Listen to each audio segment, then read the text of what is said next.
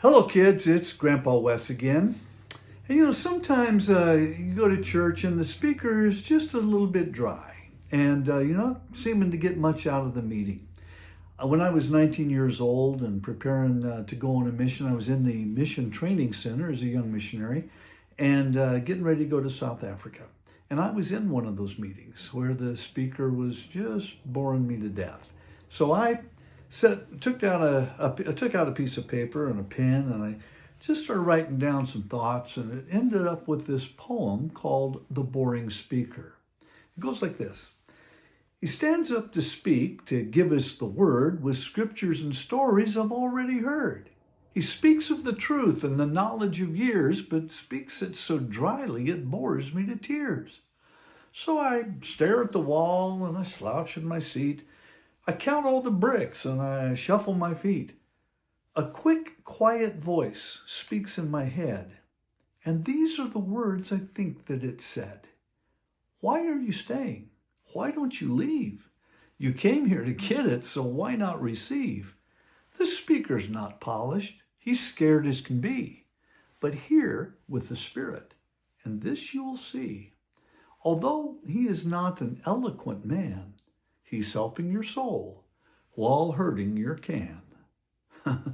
The prophet Ezekiel, he kind of found that the success of spiritual communication does not just solely lie on the skills of the speaker.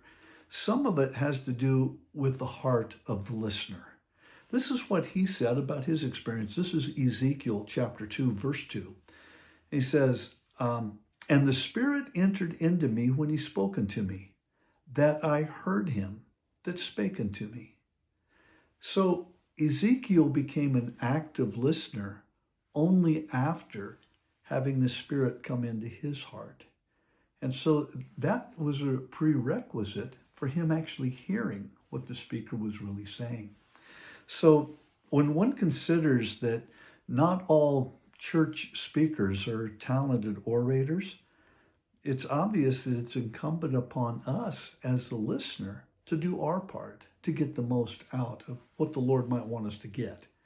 Now, I've heard it said by some people I admire as great speakers themselves, that sometimes they'll sit there in church and when the speaker seems to be struggling, they'll just think about, well, what is it? What is the message he's actually trying to convey?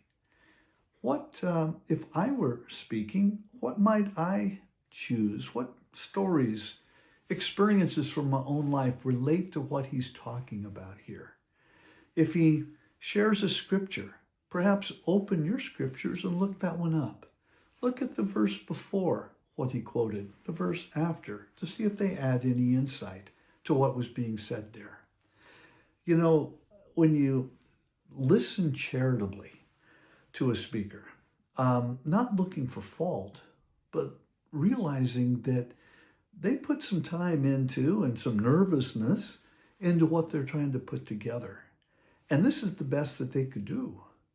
And every speaker, when they're done, they'll have maybe a family member or a friend say, "So how did it go?" And quite often they'll say, "Well, I don't think I did a very good job, but you know what? This person or that person came up to me afterwards and said that they appreciated something there." Be a listener that looks for something to compliment them on. And then be charitable enough to seek them out and tell them, "Hey, Brother Jones, today in your message, I appreciated that scripture that you shared.